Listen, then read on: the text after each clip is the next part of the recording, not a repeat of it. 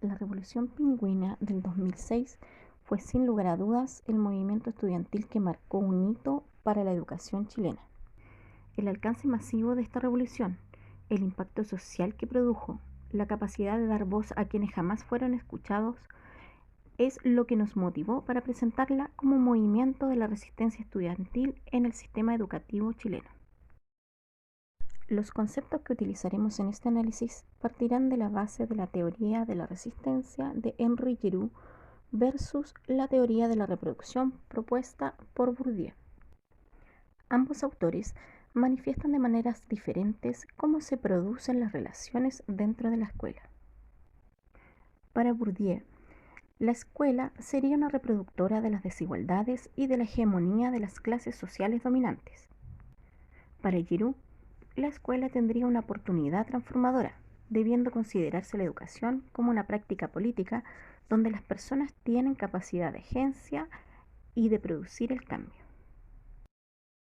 La contradicción entre ambas posturas está dada por la sumisión y la actitud pasiva de la persona y la escuela en cuanto solo reproduce la desigualdad como indica Bourdieu.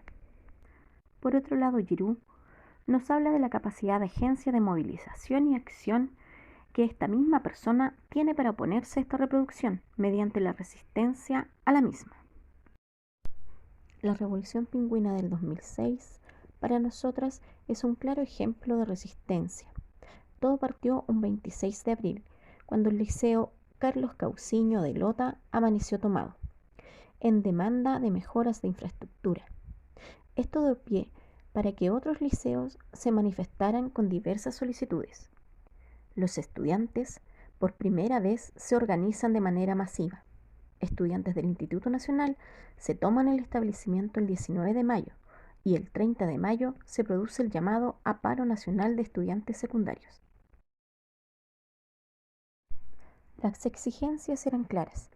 Los estudiantes, ya cansados, se unieron y alzaron la voz respecto a las desigualdades que vivían en el sistema educativo. Tal cual lo manifestó Giroux, se produjo un movimiento con los estudiantes con capacidad de agencia, resistiéndose a la política pública educacional impuesta, la cual, en palabra de sus propios voceros, tiene aún hoy en día una base en el sistema económico neoliberal, la cual reduce la educación a un simple acto de comercio que beneficia solo a las clases más aventajadas.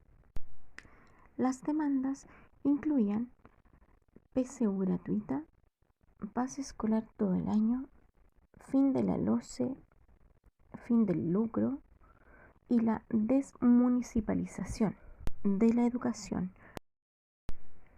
El llamado a paro nacional tuvo una masiva recepción por parte del estudiantado.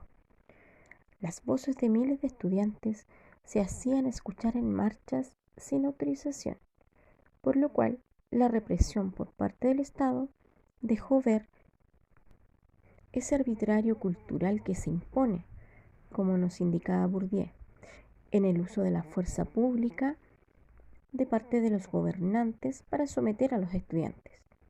Podemos apreciar en este acto la reproducción del poder político del Estado, dominando y tratando de reprimir a quienes se resisten a aceptar el actual sistema educativo. La Revolución Pingüina se basó en un interés común, que orientó a este grupo de estudiantes a organizarse y alzar la voz por aquello que encontraban desigual. Se puede evidenciar claramente que esta reproducción de desigualdad educativa era vista por todos los estudiantes y actores educativos.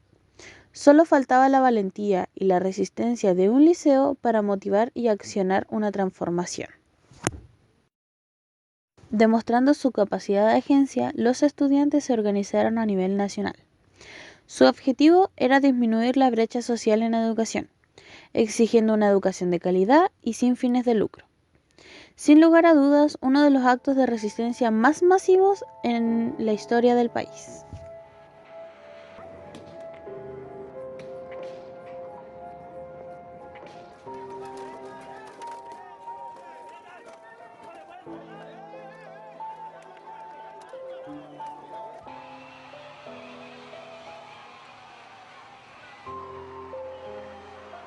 Este masivo movimiento trajo como consecuencia que el sistema de gobierno se manifestara ante esta situación.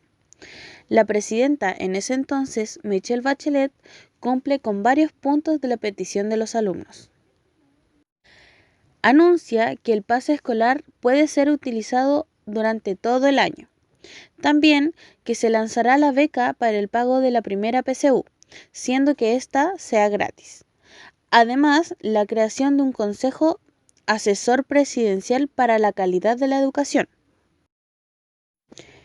Este consejo está compuesto por especialistas de educación, académicos, personas de distintas confesiones religiosas, representantes de etnias originarias, representantes de padres y apoderados, estudiantes secundarios, estudiantes universitarios, docentes, docentes sostenedores, municipales y privados, rectores de universidades tradicionales y privadas, entre otros. El 13 de noviembre del año 2007, el gobierno firmó un acuerdo que asegura el trámite legislativo de una nueva institucionalidad educativa. Así es como el 17 de agosto del mismo año es promulgada la Ley General de Educación, que reemplazará a la LOCE. La nueva Ley General de Educación se encargará de regular la educación que imparten las entidades federativas y municipios, sus organismos descentralizados y los particulares. Establece que todo habitante del país tiene igualdad de oportunidades de acceso, tránsito y permanencia en el sistema educativo nacional. Y todos estos logros forman parte de la acción transformadora que tiene la escuela y sus actores en educación. En palabras de Paulo Freire, encaja perfectamente en el fenómeno de la revolución pingüina. La educación de calidad para todos es la consigna. No sacamos nada de estar en un círculo vicioso de comparar educación privada y educación pública.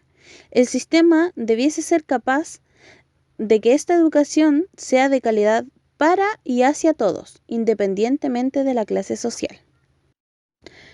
Hay que democratizar las cosas buenas y no suprimirlas. Esta es la base de la equidad de la educación.